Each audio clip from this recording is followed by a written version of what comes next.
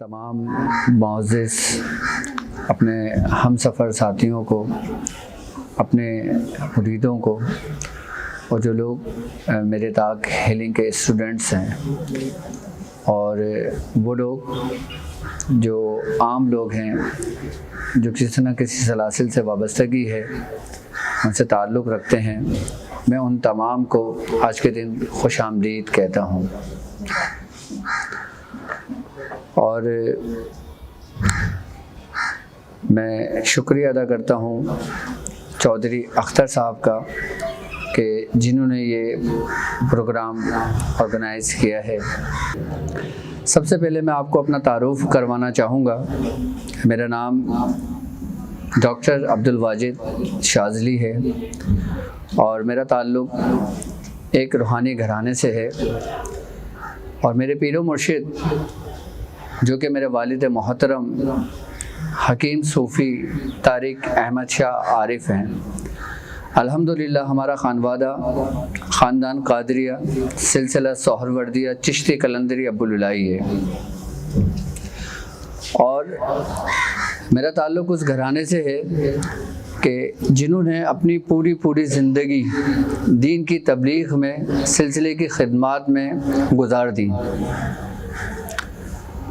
اور ہمارے آباء و اجداد جو کہ خاندان قادریہ سے جن تعلق رکھتے تھے، انہوں نے بھی اپنی پوری زندگی راہ اسلام میں صرف کر دی۔ اب ہم بات کرتے ہیں کہ آج کے دور میں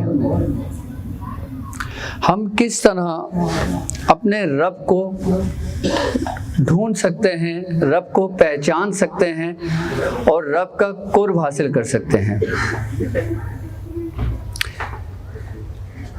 یقیناً جہاں بات ہمارے رب کی آتی ہے،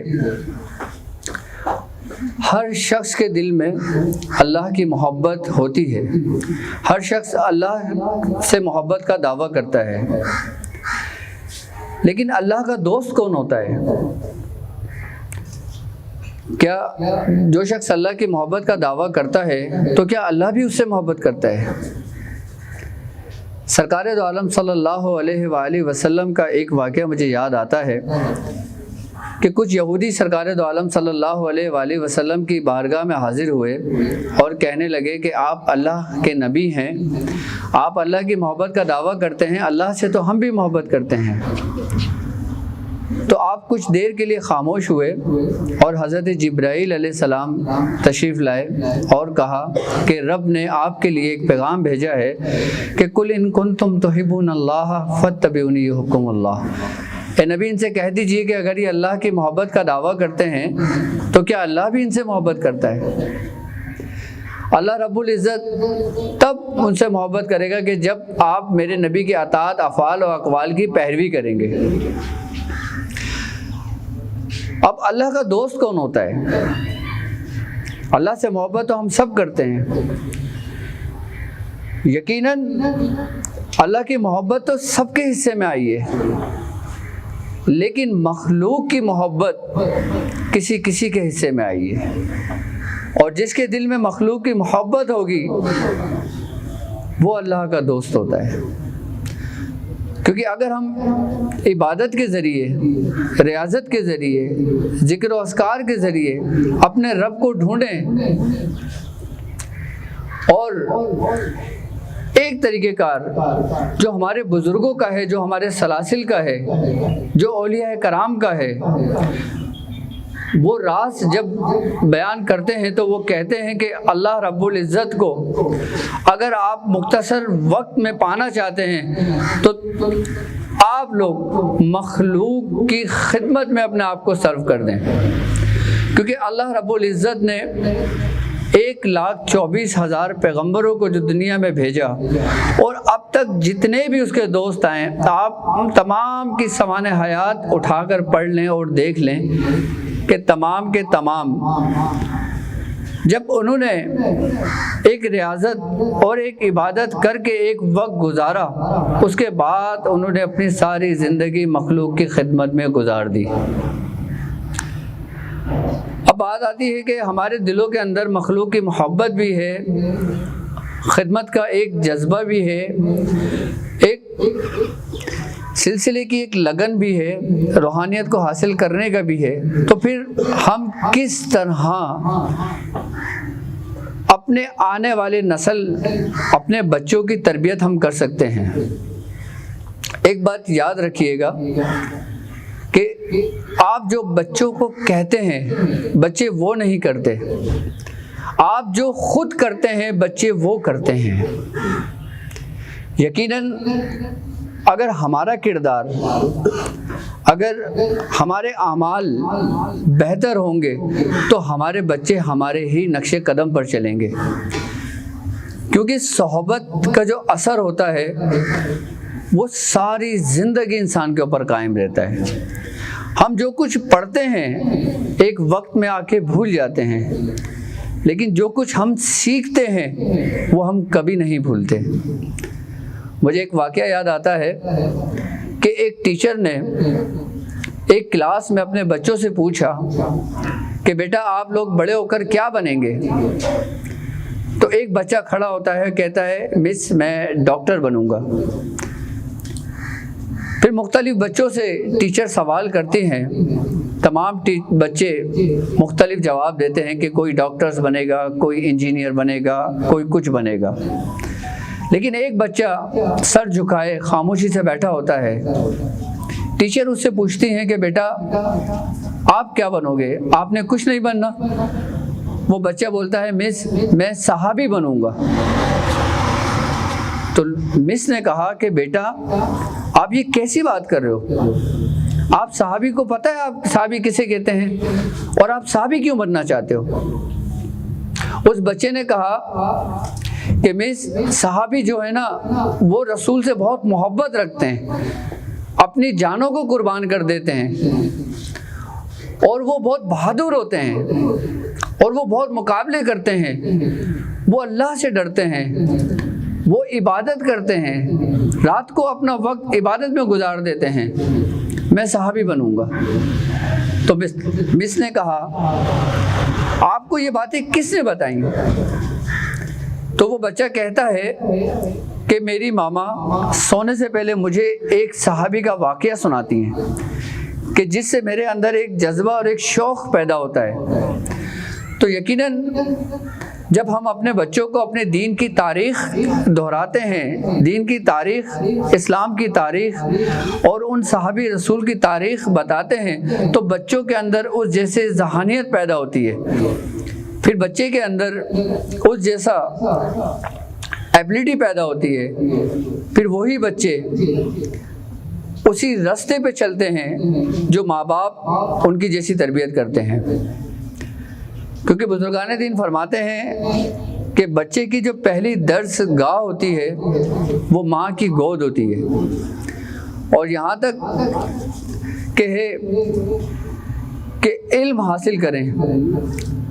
ہمارے دین نے ہمیں دنیاوی علم حاصل کرنے کا کہیں بھی منع نہیں کیا، اور یہاں تک کہ ہمارے بزرگوں نے، ہمارے سلاسل کے جتنے بھی بزرگ گزرے ہیں، انہوں نے دنیا کے دین کے ساتھ ساتھ دنیاوی تعلیم دینے کا بھی انہوں نے حکم دیا ہے ہمیں،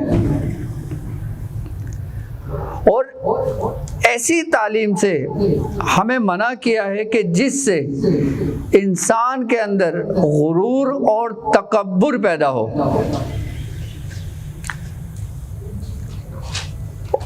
تعلیم ہمیں شعور دیتی ہے، لیکن ہمارے ماں باپ کی تربیت ہمیں وہ مقام اور وہ مرتبہ عطا کرتی ہے کہ جس سے انسان ہمیشہ کے لیے امر ہو جاتا ہے، اور یقیناً اس بات میں اثر ہوتا ہے کہ جو بات انسان وہ کہے کہ جس پہ وہ خود عمل کرتا ہو۔ اب ہم بات کرتے ہیں کہ روحانیت کے اس رستے کی کہ جس پہ بزرگوں نے اپنی پوری زندگیوں کو صرف کر دیا۔ اللہ رب العزت قرآن پاک میں فرماتا ہے کہ لیس للانسان الا ما سعی، کہ انسان کو وہی کچھ ملتا ہے جس کی وہ کوشش کرتا ہے۔ اب جہاں لفظ روحانیت کی بات آتی ہے تو روحانیت ہر انسان میں موجود ہوتی ہے۔ سب سے پہلے ہمیں یہ پتہ ہونا چاہیے کہ روحانیت ہے کیا، اور اس روحانیت کا ہمیں کیا فائدہ، کیا اس روحانیت سے جو ہمارے اپنے اندر موجود ہے ہم اس کو استعمال کر سکتے ہیں۔ اگر روحانیت کی بات کرتے ہیں تو روحانیت ہمارے اندر موجود ان قوتوں کا نام ہے جو اللہ رب العزت کی امانت ہے، یعنی کل روح من امر ربی وما اوتیت من علم الا قلیلا، کہ روح میرے رب کا حکم ہے، اور روحانیت کا جو لفظ ہے وہ روح سے نکلا ہے، یعنی کہ روح اتنی لطیف ہوتی ہے کہ جو ہماری آنکھوں سے دیکھی نہیں جا سکتی۔ تو یہ وہی قوتیں ہیں جو ہمارے اپنے اندر موجود ہیں۔ اب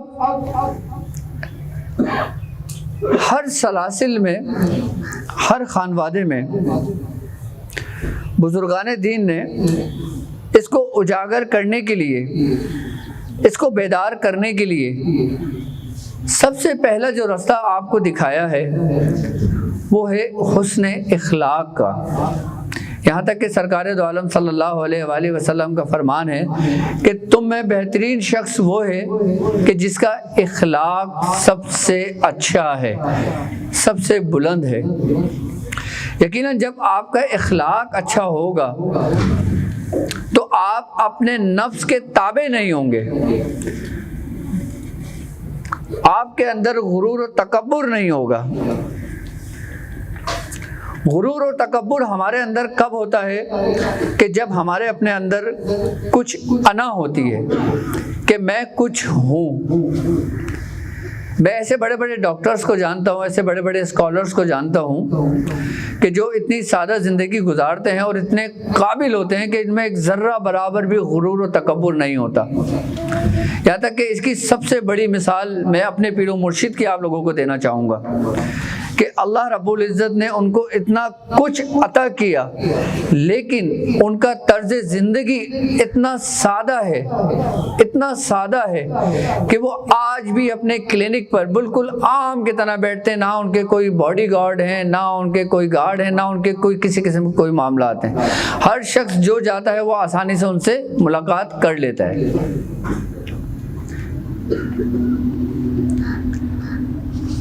اب یہاں پہ بات یہ آتی ہے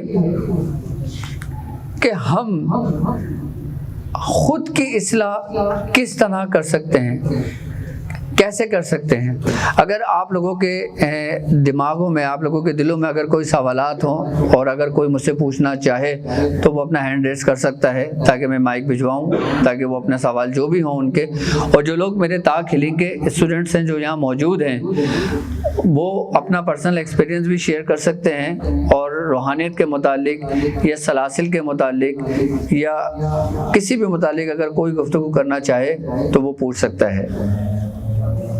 آپ لوگوں نے کچھ پوچھنا ہے کسی متعلق؟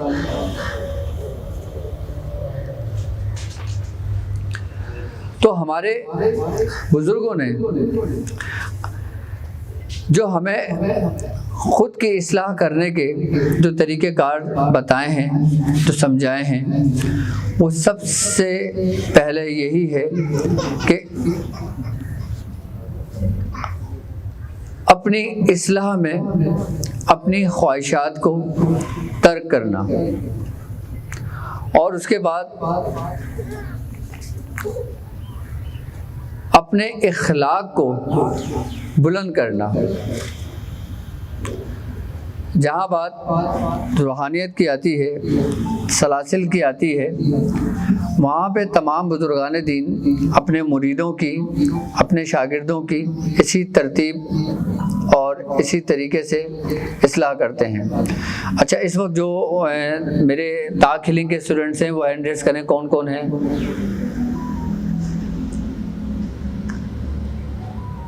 آپ لوگوں کا لیول 1 کمپلیٹ ہو چکا ہے، ٹھیک ہے۔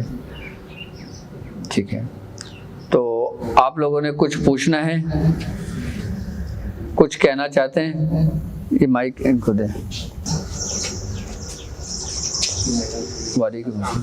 وعلیکم السلام۔ یا تھیوری جب میں نے یہ اسٹارٹ کیا تھا تو مطلب بڑا پتہ نہیں لگتا تھا کہ میں زندگی کیسے گزاروں، مائک تھوڑا سا قریب کریں۔ گزر رہی تھی، لیکن الحمدللہ یہ پہلا لیول کمپلیٹ کیا ہے تو مجھے سمجھ آ گئی ہے کہ زندگی کیا ہے۔ اب ہر چیز کو جب دیکھتا ہوں نا تو کوئی اور ہی زاویے سے دیکھتا ہوں، یہ نہیں ہوتی۔ پہلے کوئی چیز دیکھ کے یہ کرتا تھا کہ یار یہ مجھے مل جائے، لیکن اب دنیا بالکل مطلب دل سے نکل گئی ہے۔ ٹھیک ہے، الحمدللہ اب دنیا بالکل دل سے نکل گئی ہے، اور رب کا قرب مطلب رب کے قریب جانے کو اب دل کرتا ہے کہ اللہ تعالیٰ اپنا قرب نصیب کرے۔ باقی اب دنیا کا کوئی میرے پاس معاملہ نہیں ہے کہ پہلے مجھے یہ ٹینشن تھی کہ گھر نہیں ہے، گھر ہونا چاہیے، جاب نہیں ہے، جاب ہونی چاہیے۔ اب الحمدللہ ایسا کوئی معاملہ نہیں ہے۔ دیکھیں، ہمیں دین کے ساتھ ساتھ، سلاسل کے ساتھ ساتھ، ہمیں دنیا کو بھی ساتھ لے کر چلنا ہے۔ لیکن اب میرے دل میں طرف نہیں رہی، طرف ختم ہو گئی۔ دیکھیں، سرکار دو عالم صلی اللہ علیہ وآلہ وسلم کی دعا ہے، آپ نے فرمایا کہ اے میرے رب، مجھے دین اور دنیا دونوں میں سرخرو رکھ۔ دنیا بقدر ضرورت ہونی چاہیے کہ جتنی آپ کو ضرورت ہے اتنی دنیا آپ میں ہونی چاہیے۔ دنیا بقدر خواہش نہیں ہونی چاہیے، کیونکہ خواہش انسان کو گمراہ کرتی ہے۔ ضرورت آپ کو جینے کا طریقہ سکھاتی ہے۔ اب یہ دنیا ہی ہے کہ انسان شادی کرتا ہے، یہ دنیا ہی ہے کہ جس سے انسان کی نسل بڑھتی ہے، یہ دنیا ہی ہے کہ جس میں انسان روزی کی تلاش میں نکلتا ہے، یہ دنیا ہی ہے کہ جس میں انسان اپنے آپ کو اپنے بیوی بچوں کے لیے صرف کر دیتا ہے۔ اور یہاں تک ہے کہ جو شخص اپنے بیوی بچوں کے لیے رزق کی تلاش میں گھر سے نکلا اور راستے میں اس کی کوئی موت ہو جاتی ہے تو بزرگان دین فرماتے ہیں کہ یہ بھی شہادت کا ایک درجہ ہے۔ جس دنیا میں سرکار دو عالم صلی اللہ علیہ وآلہ وسلم نے اپنی زندگی کو بسر کیا، ہمیں اس کو ترک نہیں کرنا چاہیے۔ یہ ہمارے لیے ایک غلط کانسیپٹ ہے کہ ہم جب دین کو حاصل کرتے ہیں تو ہم دنیا کو بھول جاتے ہیں، یا ہم یہ سمجھنے لگتے ہیں کہ اب دنیا ہمارے کسی کام کی نہیں ہے۔ اگر ایسا ہوتا وہ تمہیں دنیا میں ہی کیوں بھیجتا؟ دنیا اتنی ہونی چاہیے کہ جتنی ہمیں ضرورت ہے، اور جو دنیا کی خواہشات کے پیچھے جاتا ہے وہ پھر گمراہ ہو جاتا ہے۔ یعنی کہ بزرگان دین فرماتے ہیں کہ کشتی جب تک پانی پہ رہتی ہے وہ تیرتی رہتی ہے، آپ اپنا سفر پورا آخری سانس تک اسی کشتی میں کرو گے، اس کشتی سے اتر کے نہیں کرو گے آپ۔ لیکن اگر پانی کشتی میں آ جائے تو کشتی ڈوب جاتی ہے۔ تو یہ دنیا جو ہے نا، اس کی مثال، اس کی حیثیت پانی جیسی ہے، اور آپ کشتی کے مانند ہو۔ آپ کو ذکر بھی کرنا ہے، آپ کو فکر بھی کرنا ہے، آپ کو دنیا میں بھی رہنا ہے، آپ نے دنیا میں اپنے بچوں کی اچھی تربیت بھی کرنا ہے۔ اب میں اپنے لیکچر کو مختصر کرتا ہوں، کیونکہ یہاں پہ کچھ لوگ اپنے علاج کے بھی سلسلے میں آئے ہوئے ہیں۔ تو ٹاک ہیلنگ کا میں آپ کو بتا رہا تھا کہ لیول 1 میں ہمارا اصل مقصد خود کو پہچاننا ہے۔ اصل مقصد ہمارے اندر جو چھپا ہوا خزانہ ہے، ہم نے اس کو پانا ہے۔ جی مائک دیجیے ان کو۔ ماشاء اللہ بہت اچھی گفتگو ہو رہی ہے اور ہم کافی مستفید ہو رہے ہیں اس سے، تو کافی رہنمائی کی کچھ خیالات یا سوچ میں چیزیں آتی ہیں۔ تو وہ کوشچن آپ سے جی جی بالکل آپ پوچھ سکتے ہیں. کیجیے گا. تو ایک تو یہ کہ ہر ٹائم بندے کا ایمان جو میں محسوس کرتا ہوں ایک جیسا نہیں ہوتا. کبھی بندہ بڑا نیک فیل کر رہا ہوتا ہے اور مطلب عبادت گزار ہوتا ہے, کچھ ہی لمحے کے بعد یا کچھ ٹائم کے بعد وہ ایک جیسی کنڈیشن نہیں ہوتی اس بندے کی, تو اس میں کافی مطلب ٹینشن ہوتی ہے, کچھ چیزیں بھی آتی ہیں. کوئی ایسا نہ ہو کہ اس سے ہمارے ضائع ہوتے ہیں یا کچھ ایسا غلط کر بیٹھے بندہ کہ جو اتنے محنت سے لگن سے عبادت کی ہے اور کچھ نیکی کی طرف چلا ہے تو وہ چھوٹے سے عمل سے اس کا ضائع ہو جائے. ٹھیک ہے. تو دوسری بات یہ کہ جیسے اللہ پاک کا فرمان ہے کہ لوہے محفوظ پہ سب کچھ لکھ دیا گیا ہے پہلے سے, تو پھر یہ معاملات کی تھوڑی سی الجھن ہوتی ہے کہ یہ معاملہ کیسا ہے کہ ہمارے لیے سزا جزا اور نیکی اور برائی ٹھیک ہے, کیونکہ اللہ پاک نے سب کچھ یہ لکھ دیا ہوا ہے تو ہم نے تو ویسے ہی کرنا ہے نا جیسا لکھا ہوا ہے, تو اس کو ہم کیسے بدل سکتے ہیں. ٹھیک ہے. تو چھوٹی سی ایک چیز ہے کہ جیسے اللہ پاک کا فرمان ہے کہ شکر گزاری میں اور دوں گا, تو یہ شکر گزاری کا طریقہ کیا ہے, مطلب اس کے مختلف جگہ پہ مختلف ویوز ملتے ہیں. اور ایک چیز مقصد یہ ہے کہ ہم دیکھتے ہیں ماحول کو اور بڑی سی چیزیں ہمیں نظر آتی ہیں, یہ ٹھیک ہے وہ ٹھیک ہے, یا کسی سے مستفید ہوئے تو اس کی بات سن لی تو پھر کچھ عرصے کے بعد کچھ دوسرا بندہ ملا, جیسے چھوٹے چھوٹے قدم بہ قدم اختلافات ہیں, ان الجھنوں میں بھی بندہ پھنس جاتا ہے, سمجھ نہیں آتی کون سا راستہ چوز کریں, کدھر جائیں. تو ایسے بڑے سارے واقعات زندگی میں گزرتے ہیں, وہ اب شیئر تو کرنا تھوڑا لمبا ہو جائے گا, لیکن آپ سے یہی بیسٹ ہے کہ آپ مختصر ہمیں بتائیں. ٹھیک ہے. تھوڑا ملتے جلتے یہ معاملات. Thank you.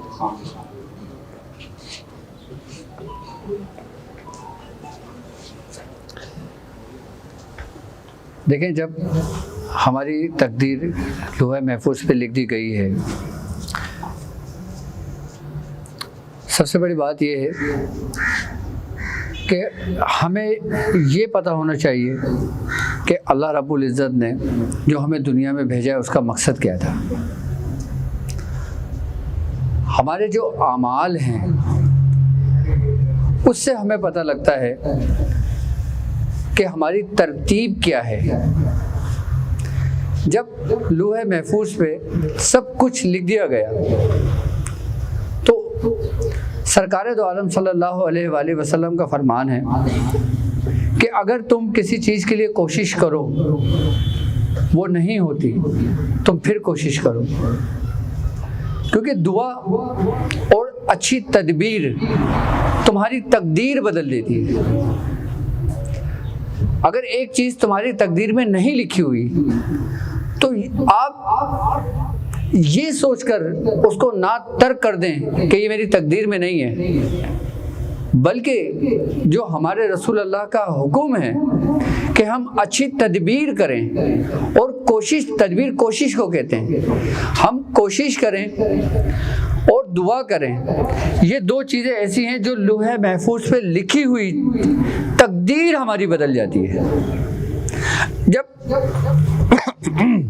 ہماری تقدیر بدل جاتی ہے تو اس کا مطلب یہ ہوا کہ اللہ رب العزت نے تمہاری تقدیر لکھ کر تمہیں اختیار دے دیا کہ تم چاہو تو اپنی تقدیر بدل سکتے ہو, اور اس کو بدلنے کا طریقہ اس نے اپنے محبوب کی زبان سے اس کا اظہار کا فرما دیا, اس کا حکم دے دیا, کیونکہ نبی کا حکم تمام امت کے لیے ہے.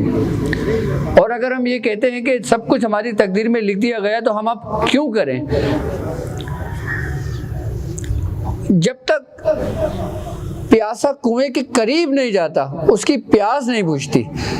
اب ہم گھر بیٹھ کے سب کچھ چھوڑ دیں اور تقدیر پر ہم بھروسہ کریں, تقدیر پہ ہم یہ کریں کہ بھائی ہمارے نصیب کا رزق ہے تو ہمیں گھر مل جائے گا. کیا یہ طریقہ کار بزرگوں کا ہے؟ اگر ایسا ہوتا تو پھر کوشش اور دعا کا کیوں ہمیں حکم دیا جاتا؟ اور دوسری بات کہ ایک بات یاد رکھیے گا, ہمیں عبادت کامل نہیں کرتی. اگر عبادت کامل کرتی تو شیطان نے سب سے زیادہ عبادتیں کری تھی. ہمیں جو کامیاب اور جو کامل کرتے ہیں نا وہ اطاعت کرتی ہے، وہ پیروی کرتی ہے. کس کی؟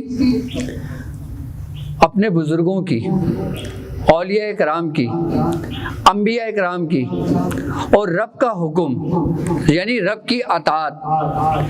کہ اگر ہم اس خوش فہمی میں ہیں کہ ہم بڑے عبادت گزار ہیں، میں نے روزہ رکھا ہوا ہے اور یہاں لوگ سب کھا رہے ہیں، میں اتنی پڑھتا ہوں، میں سورہ مزمل شریف 360 بار پڑھتا ہوں، 321 بار پڑھتا ہوں، تم کچھ نہیں کرتے ہو، تو اس سے بہتر ہے تمہارا نہ پڑھنا بہتر ہے.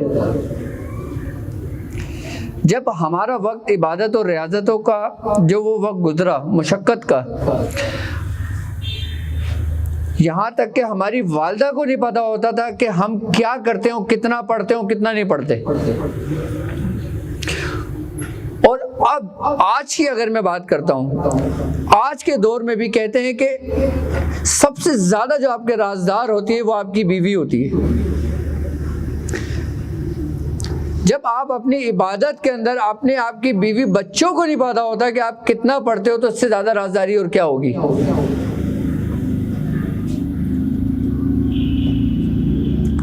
آپ کو عبادت کے زاویے پہ نہیں پرکھا جائے گا. ایسا نہیں کہ جو جتنی زیادہ عبادت کرے گا اس کو اتنا زیادہ رزق ملے گا، جو جتنی زیادہ عبادت کرے گا اس کو اتنی زیادہ شہرت ملے گی، جو جتنی زیادہ عبادت کرے گا اس کو اتنی زیادہ عزت ملے گی. ایسا نہیں ہے. عبادت کا معاملہ تمہارا اور رب کا معاملہ ہے. سبحان اللہ تعالی ما تصفون، کہ پاک ہے وہ ذات جو تمام تعریفوں سے بالا تر ہے. اس کو تمہاری عبادتوں کی ضرورت نہیں ہے، وہ یہ صرف یہ دیکھتا ہے کہ میرا اطاعت گزار بندہ کون ہے. رب کے قریب پہنچنے کے ہمارے پاس دو راستے ہیں، ایک عبادت کا راستہ اور دوسرا مخلوق کی خدمت کا راستہ. وہ جس کو مخلوق کے لیے چنتا ہے نا اس کا مقام سب سے اعلیٰ ہوتا ہے. اللہ رب العزت مسبب الاسباب ہے. وہ سبب جب پیدا کرتا ہے تو تمہاری صورتوں میں کرتا ہے. وہ چاہتا تو کوئی گمراہی نہ ہوتا، وہ چاہتا تو سب کو ہدایت مل جاتی.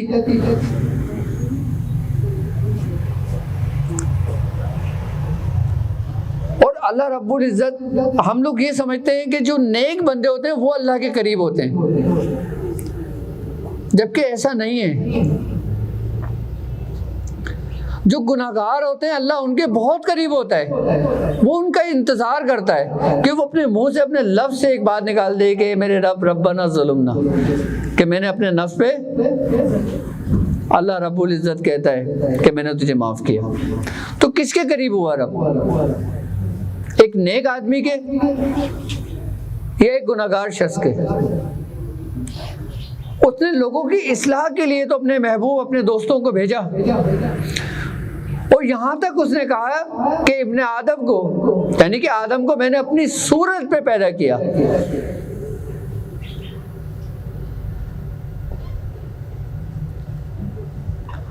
تو ہماری کامیابی صرف اطاعت میں ہے، ریاضت میں نہیں ہے. ریاضت سے ہم اپنے من کو پاک کرتے ہیں، ہم اپنے باطن کو صاف کرتے ہیں. لیکن عبادت بھی بغیر اطاعت کے کامیاب نہیں ہے.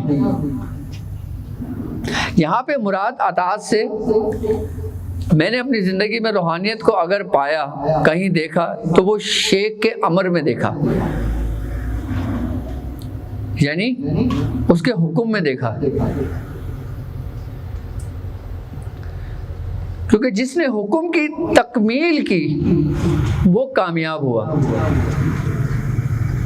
اور جس نے کچھ علم سیکھ کر خود کو استاد العاملین کہہ دیا یا بڑے استاد کہہ دیا یا تمام استادوں کے استاد کہہ دیا، جبکہ اس کے استاد خود ابھی زندہ ہیں،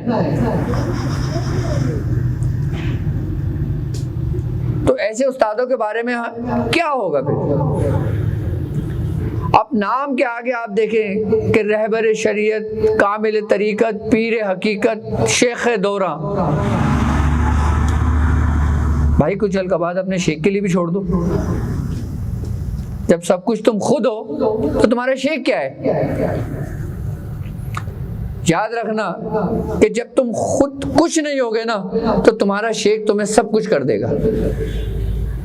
جب تم خود کو بہت کچھ سمجھو گے نا تو تم کچھ بھی نہیں ہوگے.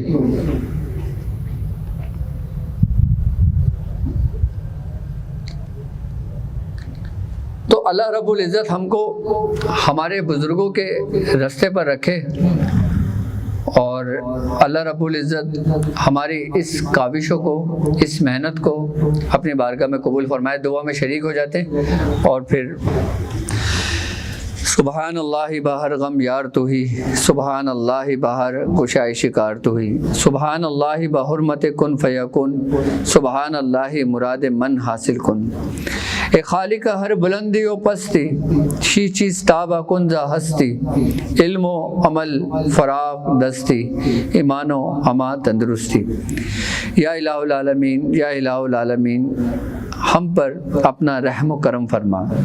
یا الہ العالمین آج کی اس محفل میں جو لوگ شریک ہوئے ہیں، باری تعالیٰ ان کی نیک تمناؤں کو، نیک خواہشات کو پورا فرما. یا الہ العالمین جو بیمار ہیں انہیں صحت تندرستی عطا فرما. یا الہ العالمین جو پریشان حال ہیں ان کی پریشانیوں کو دور فرما. یا الہ العالمین جس شخص نے جس دعا کے لیے کہا ہے باری تعالیٰ اس کی نیک تمناؤں کو، نیک خواہشات کو پورا فرما. یا الہ العالمین ہم چند لوگوں کو ان چند لوگوں میں شامل فرما جن سے تو راضی ہوا، جن سے تو راضی ہوا، جن سے تو راضی ہوا. یا الہ العالمین ہم تمام لوگوں کو جو اس محفل میں شریک ہیں حاسدین کی حسد سے محفوظ فرما، نظر بد سے محفوظ فرما، جادو کے شر سے محفوظ فرما، شیطانوں کے شر سے محفوظ فرما، شریر جناتوں کے شر سے محفوظ فرما. یا الہ العالمین ہر وباؤں سے محفوظ فرما، بلاؤں سے محفوظ فرما، مصیبتوں سے محفوظ فرما. یا الہ العالمین ناگہانی آفتوں سے محفوظ فرما. یا الہ العالمین اپنے محبوب سرکار دو عالم صلی اللہ علیہ وآلہ وسلم کے صدقہ طفیل میں ہماری حاجتوں کو اپنی بارگاہ میں قبول فرما. یا الہ العالمین جو شخص ہمارے خانوادے سے محبت رکھتا ہے، عقیدت رکھتا ہے، باری تعالیٰ اس کو اپنی بارگاہ میں قبول فرما. یا الہ العالمین جو مریض بیمار ہیں اور جس مقصد کے لیے ہمارے سلسلے میں آئے ہیں، باری تعالیٰ ان پر رحم و کرم فرما. اپنے محبوب کے وسیلے سے باری تعالیٰ انہیں اچھی صحت عطا فرما، صحت تندرستی عطا فرما. یا الہ العالمین تمام گناہوں سے محفوظ فرما. یا الہ العالمین ہم سب پر اپنا رحم و کرم فرما. یا الہ العالمین ہمارے دلوں میں اولیاء اکرام کی محبتوں میں اضافہ فرما. یا الہ العالمین ہمارے شیخ کا سایہ ہم پر ہمیشہ قائم و دائم رکھ. یا الہ العالمین ہمارے پیر و مرشد کو عمر خضری عطا فرما. یا الہ العالمین ہمارے پیر و مرشد کو اچھی صحت عطا فرما. یا الہ العالمین ہمارے مرشد کا سایہ ہم پر ہمیشہ ہمیشہ قائم و دائم رکھ. سبحان ربک رب العزت عما یصفون والسلام علی المرسلین والحمد للہ رب العالمین. آپ تمام لوگوں کا بہت بہت شکریہ کہ آپ لوگ آئے. جزاک اللہ خیر.